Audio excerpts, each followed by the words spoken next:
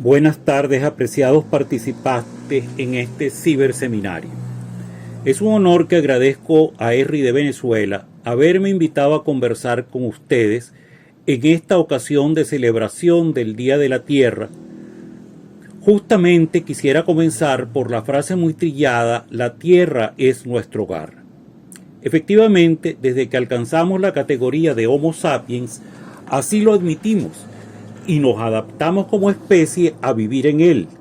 Pero realmente ese hogar no era tan agradable. Y si no hubiéramos alcanzado el grado superior de la evolución de adquirir conciencia y dilucidar favorablemente a nosotros acciones adaptativas, no hubiéramos alcanzado la circunstancia de haber agregado un manto adicional a la simple sucesión de capas con que abordamos el conocimiento de la Tierra. En los ya borrosos días del primer año de bachillerato nos referían, como introducción al estudio de la Tierra, que ésta comprendía una sucesión de capas correspondientes al estado físico predominante en cada una de ellas, indicándonos que ésta estaba constituida por la geósfera, la hidrosfera, la atmósfera y una correspondiente a los seres vivos denominada la biosfera.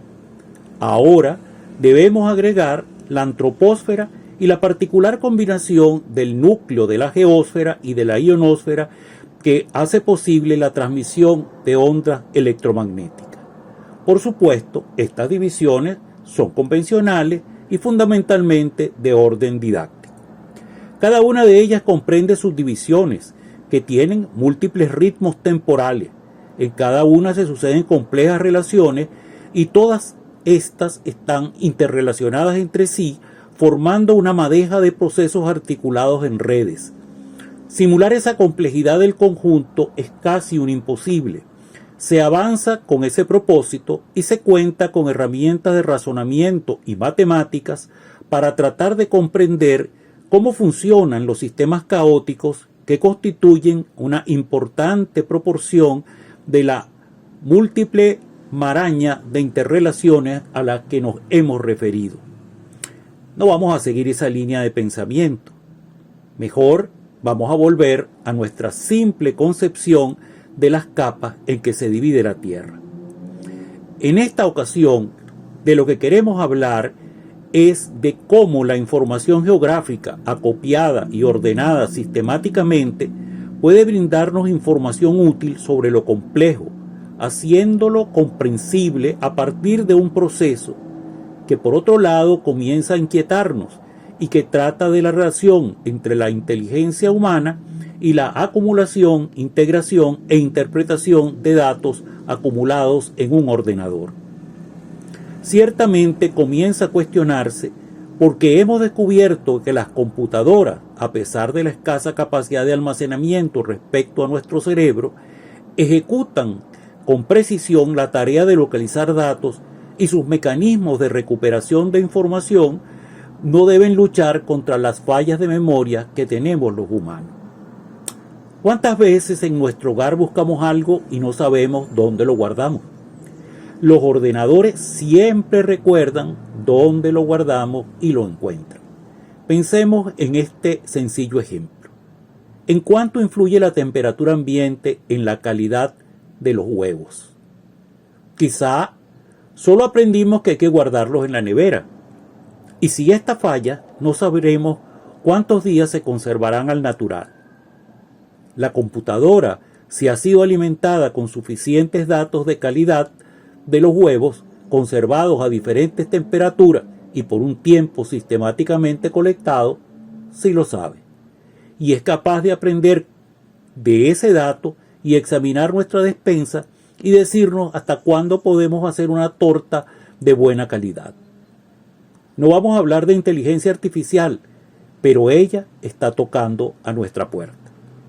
Nuestro relato de hoy es tratar de comprender la conveniencia de la información geográfica en relación con el comportamiento y el estado de la Tierra. Partamos de nuestras esferas de bachillerato: la geósfera, la hidrosfera, la atmósfera y la biosfera. Agreguemos las nuevas capas de interacción, la antropósfera y la magnetosfera y las comunicaciones electrónicas. En la geósfera, Los efectos geográficos visibles, que son los que queremos abordar, se expresan en la litosfera. Allí ocurren los procesos geológicos cuya manifestación son las formas de la Tierra que describen los geomorfólogos. Estas particulares formas de la Tierra fueron nuestro primer albergue: valles con agua fresca, sitios donde cazar y arboledas abundantes que fueron fuente de frutos comestibles, y al pie de laderas con cuevas. Los procesos geológicos dan origen a acumulaciones de minerales que queremos usar, lo que induce a prospectar minas y a localizar explotaciones en proceso o abandonadas. Otros seres vivos también usan los recursos minerales de la litosfera, y nosotros se los facilitamos eligiendo los terrenos más apropiados para que puedan usar esos elementos que provee la Tierra y que ellos necesitan para su metabolismo. Claro está que con el fin de aprovecharlos nosotros para mantener nuestra propia existencia. La litosfera de repente trata de aliviar presiones acumuladas y ocurren los terremotos y quizás tsunamis si aquellos suceden en el mar. La frecuencia y localización de esos terremotos está asociada al movimiento de las capas que constituyen la litosfera. Los tiempos geológicos medidos en milenios o millones de años no pueden seguir las generaciones humanas, pero la acumulación de información sobre datos registrados de terremotos, deducidos de fuentes históricas o de memoria conservada en crónica o medidos con equipos contemporáneos, pueden ser acumulados y expresados en mapas, permitiendo ubicar áreas con mayor propensión al riesgo por movimientos telúricos. En plazos más cortos podemos observar, localizar y ubicar sitios donde ocurren aludes y derrumbes, pero sus dimensiones y seguramente van a requerir un menor nivel de abstracción, lo que significa representarlos en mapas a una escala más grande. Los sistemas de información geográfica, al referir cada localización a un régimen de coordenadas, permiten cambiar las escalas sin la necesidad de redibujar los planos. El almacenamiento de datos permite recuperar los elementos que queremos representar y configurar un nuevo mapa con la información solicitada. Este breve relato de algunas de los múltiples procesos que ocurren en la litosfera va ilustrando el propósito de generar una infraestructura de datos espaciales para conocer nuestro hogar. Si un día cualquiera vemos nuestro maloliente Guaire en su tramo no canalizado, nos damos cuenta que es una corriente de agua que fluye en forma natural a través de una excavación practicada en tiempos geológicos por fuerzas capaces de erosionar la litosfera por efecto de la energía debido a la concentración de las aguas que confluyen a él por medio de múltiples canalículos. Si vamos a La Guaira y apreciamos el mar haciendo horizonte, vamos a Barlovento y vemos la laguna de Tacarigua, y transitando a Valencia, el lago del mismo nombre, y en Mérida aún podemos ver relictos de glaciares y en ocasiones la blanca cobertura de la nieve. En las cercanías del Tigre pueden verse los sistemas de aspersión de pivote central, y en la Sierra de San Luis podemos visitar cuevas con pozos y lagunas. Esa es nuestra hidrósfera. La hidrósfera tiene una característica esencial: depende de un ciclo y una interrelación permanente con la atmósfera. Representar en mapas la hidrósfera requiere reproducir las características de ese ciclo, los factores climáticos que lo rigen, la distribución espacial de la lluvia y de la evaporación y su concatenada evapotranspiración, la red hidrográfica y el conjunto de humedales, los hidrogramas de flujo de las aguas en localizaciones puntuales georreferenciadas, las condiciones de calidad que están asociadas a sus posibilidades de uso o las estrictamente naturales, los lagos y los sitios de almacenamiento construidos por el hombre, los acuíferos y las zonas de recarga, la dinámica de altos caudales que pueden ocasionar inundaciones y los terrenos inundados durante el régimen estacional, pero también sucesos extraordinarios. La abrumadora cantidad de información que debemos acumular y representar a escalas diferentes, en plazos diferentes, en combinaciones de tierra y agua, en sucesos cuasi instantáneos y en eventos de larga duración, es cada día más compleja. Pero seguimos sumando información a la geografía nacional. Anteriormente, todo ese conocimiento se representaba en voluminosos atlas, en general de alta calidad en grabados y tipografía, que tristemente se desactualizaban en tiempos relativamente cortos.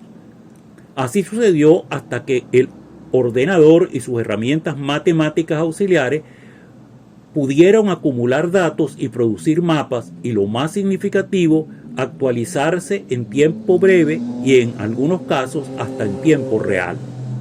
El tiempo es el principal enemigo de estas disertaciones, así que con base a este par de descripciones ejemplarizantes, solo haré mención a las grandes esferas de comprensión docente de la Tierra para ayudar a discernir el esfuerzo que supone abarcar en una infraestructura de datos espaciales el conocimiento de los componentes de la geografía nacional, de modo de hacerlos interactivos entre sí y con utilidad real para interpretar localizaciones, posibilidades de generación de riqueza y progreso, afectaciones ambientales y servicios de provisión, entre otros valores y peligros. La compleja esfera de la atmósfera, de la que sin lugar a dudas depende la vida, es la capa de gases vitales que rodea la Tierra. Allí ocurren los procesos que regulan el clima, tienen lugar las corrientes que mueven grandes masas de aire de uno a otro continente, se producen descargas capaces de incendiar bosques o sabanas, se determinan vientos que refrescan el bochorno, pero también pueden ocurrir procesos que entrañan grave peligro a la humanidad, como los ciclones, los huracanes o los tornados, o que causan severas molestias, como la calina. En ella está ocurriendo el fenómeno de calentamiento global, que constituye la causa de severos peligros que no reconocen fronteras y que han determinado una movilización conjunta de todas las naciones para conjurarlo. La atmósfera es tan compleja que procesos que ocurren a gran altitud son vitales para el hombre, pero los que ocurren a pocos metros de la superficie terrestre, incluso a centímetros, determinan la interacción vital de las plantas con el suelo, el agua y las condiciones termodinámicas de la atmósfera en ese pequeño espacio. Decidir qué se puede y se debe agregar a una infraestructura de datos espaciales en relación con la atmósfera no es una tarea fácil. Sin embargo, es el ejemplo más palpable de la utilidad de la información climática y dinámica. No por capricho, los noticieros en todas partes del mundo dedican un lapso singular a la información del tiempo y nos aturden con los movimientos de masas de aire cargadas de agua por efectos de las bajas y altas presiones. O nos ilusionan con un sol radiante el próximo fin de semana que nos invita a hacer maletas para disfrutar de unos días de playa. O a correr a comprar engorrosos gorros y bufandas para atenuar el frío en los países templados cuando se anuncian nevadas. Llegamos a la biosfera, el ecosistema global, el espacio donde se desarrolla la vida. Llegados a esta definición, ¿qué hacemos con el hombre y sus modificaciones naturales? Se ha propuesto agregar una nueva esfera para comprender, agregar, clasificar, ordenar y georreferenciar los cambios evidentes que ha introducido el hombre en los lugares donde vive, a la vez que considerar un vínculo indisoluble entre el ambiente humano y el ambiente natural, una zona de confluencia entre el hombre y el medio. Esta zona de confluencia tiene una particularidad difícilmente representable en mapas y corresponde a una noción de la cual no hemos hablado: los valores espirituales generados en la esfera de la conciencia o noósfera.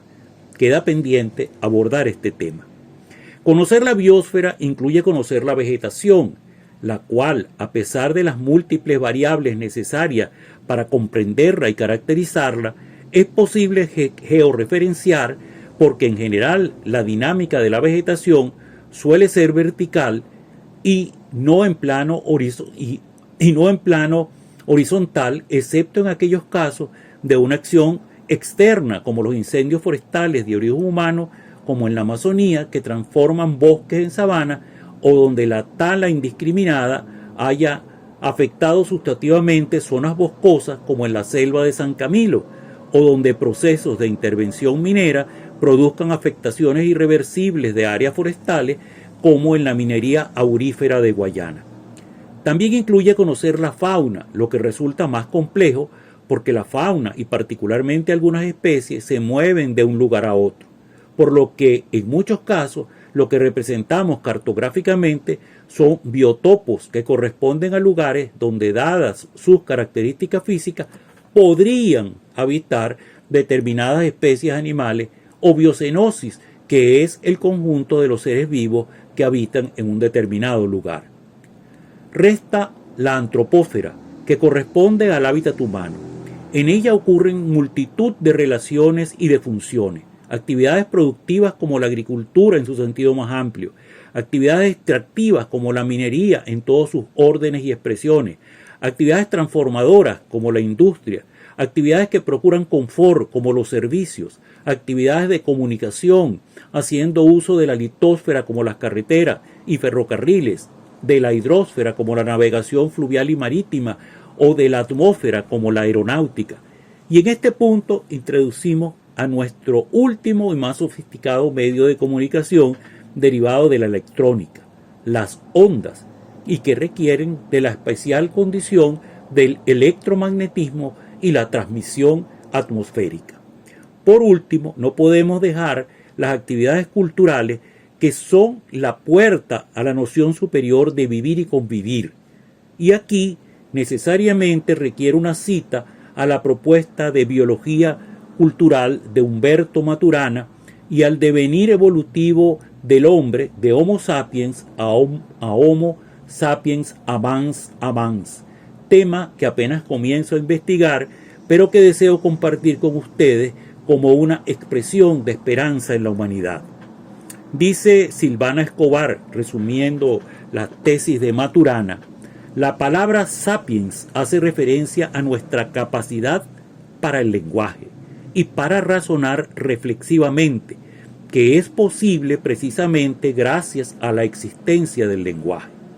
La expresión sapiens amens asocia esta capacidad para conversar con nuestra capacidad de amar, de encontrarnos el uno con el otro, porque amar es la emoción que funda la intimidad con el resto de los seres humanos, y precisamente este placer de hacer cosas juntos es lo que hace posible que surja el lenguaje. El segundo amans es que el amar ha sido y sigue siendo la emoción que nos ha guiado y aún nos guía en la deriva filogenética de nuestro linaje. Concluimos aquí, habiendo descrito la necesidad de conocer nuestro hogar, habiendo señalado la capacidad cibernética de acopiar, ordenar y procesar información, reconociendo que la inteligencia artificial puede llegar a razonar más sistemáticamente que nosotros por su capacidad para examinar todas las posibilidades, pero sin temor alguno al progreso cibernético, porque nuestros nuevos compañeros serán incorporados a nuestras vidas a partir de nuestra propia conciencia, y ésta seguirá un proceso tal como lo planteó Teilhard de Chardin al exponer su tesis sobre la evolución de la materia y su progreso hacia el espíritu, movida por la fuerza del amor que une sin destruir la identidad. Muchas gracias por su atención.